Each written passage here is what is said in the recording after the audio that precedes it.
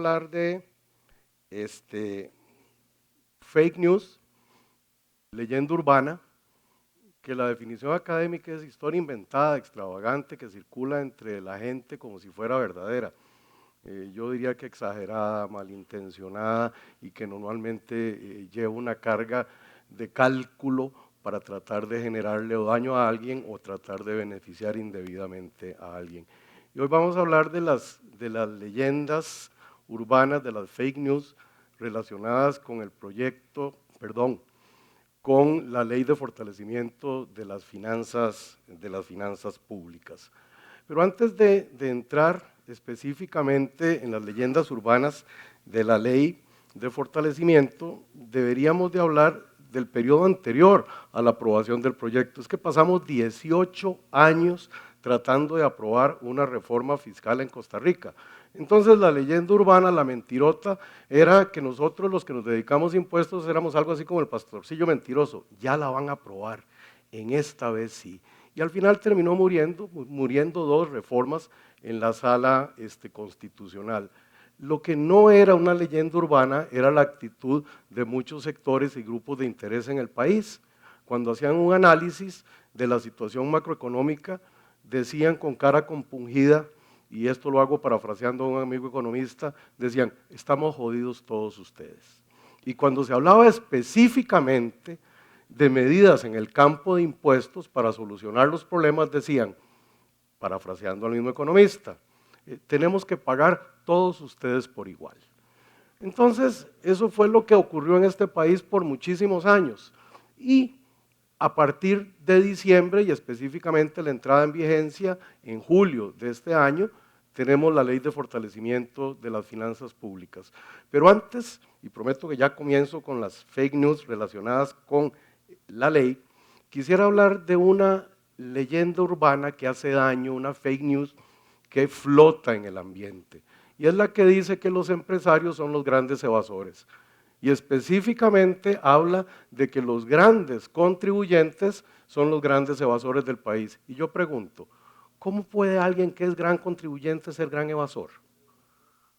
Si nosotros pensamos que los grandes contribuyentes en este país significan el 67% de la recaudación de impuestos sobre la renta, y que si a esto le unimos lo relacionado con las grandes empresas territoriales y llegamos casi a un 78% de la recaudación de impuestos sobre las utilidades, ¿no les parece que eso es una leyenda urbana, una noticia falsa que flota en el ambiente y que desafortunadamente los costarricenses han comenzado a creer?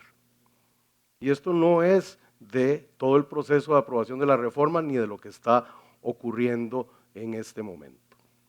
Pero bueno, esto tiene que ver precisamente, el tema de los grandes contribuyentes, con cazar en el zoológico, porque al rato la gente de la administración tributaria se va por la ley del mínimo esfuerzo. Y entonces casi que tienen oficinas fijas en las empresas que son grandes contribuyentes y grandes empresas regionales, y esas son a las que básicamente fiscalizan, que me perdone la ministra de Hacienda, y no hacen el esfuerzo que se requiere en sacar de la informalidad a gente que gana muchísimo dinero, que son malos empresarios que compiten deslealmente y que son realmente los evasores de este país. Pero comencemos con las mentirillas. Lo primero, que era un paquetazo de impuestos. Si vemos el producto de la reforma para los siguientes 4 años, el 60 y algo % del producto de la reforma está relacionado con regla fiscal y el componente de empleo público, y un 30 y algo % en materia de ingresos, que en este momento ni siquiera se acerca a ese 30 y algo %, porque recuerden que tenemos tarifas escalonadas y regímenes de exención que desafortunadamente todavía siguen funcionando. Eran paquetazos de impuestos las reformas que, afortunada o desafortunadamente, murieron, fueron suicidadas, asesinadas en la sala constitucional. Otro de los mitos es que los salarios iban a quedar grabados con IVA. Entonces, que los trabajadores, y así se asustó a muchísima gente, iban a tener que pagar IVA por el componente de salarios. Lo que sí es cierto es que la reforma hizo menos regresivo el componente de impuestos sobre las utilidades, creando dos tarifas adicionales que a mí en lo personal me duelen muchísimo, en lo personal, del 20 y el 25% para los salarios más altos. Y con esto se eliminó la gran regresividad donde una persona con 2 millones y algo de colones pagaba el mismo 15% de una persona que ganaba 10 millones de colones. La electricidad gravada, como gran noticia y gran innovación del proyecto de fortalecimiento de las finanzas públicas, la electricidad ha estado gravada con impuesto de ventas desde siempre y el tramo exento con la reforma más bien amplió el nivel de consumo para los hogares menos favorecidos de este país. La educación universitaria gravada, y cuando hablamos de la educación gravada, se dijo que la educación secundaria, la primaria, que todo iba a estar gravado con el 2%. Y eso es absolutamente falso. La educación regulada está exenta y la educación no regulada está gravada con un 2%. Ahora bien, hay dudas que se generan por cuanto lo que no es educación regulada, como les digo, con el 2%, pero hay una excepción a todo lo que tenga que ver con clases de deporte, y eso sí quedó grabado con un 13%. Ahí se me ofrece una duda, doña Rocío, de carácter académico. Yo no he logrado definir todavía, y la verdad es que le he metido mucha cabeza, si las clases de pole dancing se pueden determinar como clases de deporte o clases de carácter cultural grabadas con el 2%. Pero son ese tipo de cosas que vamos a tener que ir dilucidando conforme avancemos en la aplicación de la ley. En el caso de las zonas francas, se dijo que la ley iba a destruir el régimen de zonas francas, que se iba a gravar con impuestos sobre las utilidades, que se iba a gravar con IVA y que las empresas iban a caer en un estado de estampida de este país. Es absolutamente falso, el régimen de zonas francas no se tocó dentro del proyecto de fortalecimiento de las finanzas públicas y más bien recientemente en una modificación de la ley se rompió el límite de ventas locales tanto para bienes como servicios dentro del país. En cuanto a las pymes, se dijo que eran los grandes perdedores de la reforma, que la reforma estaba hecha básicamente para empresas grandes, para esos, entre comillas, grandes evasores, y eso es absolutamente falso. Las pymes tienen un régimen diferenciado, sosteniendo todavía el régimen simplificado, y tienen un tratamiento diferenciado también en lo que se refiere a alquileres, que lo vamos a pasar a ver pronto. Además, después de la entrada en vigencia de la reforma, el Ministerio de Hacienda ha hecho un esfuerzo significativo en materia de formularios informativos de declaraciones, facilitando la vida dentro del IVA a las pequeñas, medianas y microempresas de este país. Había uno que era simpatiquísimo, ¿verdad? Que yo creo que no merece mayor comentario, pero la ley establece que se está modificando el impuesto general sobre las ventas y esto le permitió incluso a algunos diputados, porque las noticias falsas se generan muchísimo en la Asamblea Legislativa, decir que la tarifa iba a ser de un 26%, sumando 13 más 13. Desafortunadamente no es así. Los alquileres grabados, en efecto, los alquileres se grabaron, pero tenemos que recordar que los alquileres residenciales inferiores a 669,000 colones están exentos y eso es un componente de más del 90% de los ingresos por alquileres en el país, y igual en alquileres comerciales, pymes inscritas en el Ministerio de Economía o inscritas en el Ministerio de Agricultura están exentos hasta los 669,000 colones. Y lo importante es que los alquileres funcionan como crédito. Entonces, cuando la gente decía que los centros comerciales iban a quebrar porque tenían que pagar IVA, se les olvidaba que ese IVA que pagaban lo iban a poder acreditar contra la venta de mercancías que ya de por sí está grabado con impuesto de ventas. Que el agua está grabada desde el impuesto de ventas y el nivel de consumo se mantiene exactamente igual en el proyecto de fortalecimiento de las finanzas públicas. Renta mundial, íbamos a pasar a renta mundial, y es que la gente tiende a confundir renta global con renta mundial. El proyecto no cambió en nada la territorialidad de la fuente costarricense. Renta global es otra cosa, es meter en una misma canasta diferentes fuentes de ingreso, diferentes fuentes de riqueza, dado que nosotros lo que tenemos es un impuesto de carácter cedular. Lo que quiero que quede claro es que no hay renta mundial en Costa Rica, y la renta mundial es cualquier cosa menos globalizar el impuesto sobre las utilidades. ¿Qué es una reforma regresiva? Cualquier impuesto de carácter indirecto tiende a ser regresivo, pero la reforma, y esto no es una apología de la reforma, pero las cosas hay que decirlas tal y como son, eliminó una serie de sesgos que existían en el pasado en el impuesto general sobre las ventas. Por ejemplo, la canasta básica, que de básica no tenía absolutamente nada, era producto de decisiones políticas y presiones de grupo. La canasta que tenemos hoy, y este es un ejemplo nada más, obedece a los hábitos de consumo del quintil más pobre de la población costarricense, de forma tal que se dejó de exonerar productos de consumo que solo estaban dentro de las compras del consumo de las clases más favorecidas. Tarifas reducidas, una ventaja. Como ya se me está yendo el tiempo, lo voy a tratar de graficar con un ejemplo.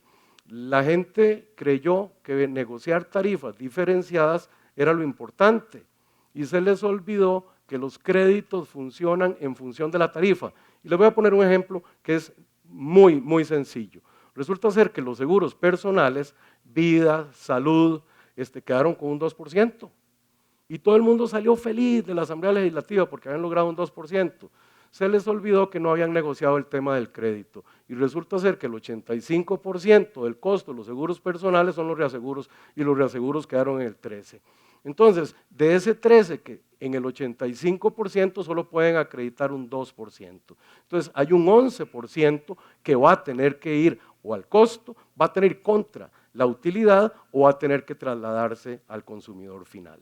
Entonces, el tema de las tarifas y el crédito relacionado con las tarifas, lo que ha convertido es una pesadilla en el sector de construcción, en el sector de turismo, donde lo lógico son menos exoneraciones y una tarifa uniforme para la totalidad de los bienes y la totalidad de los servicios.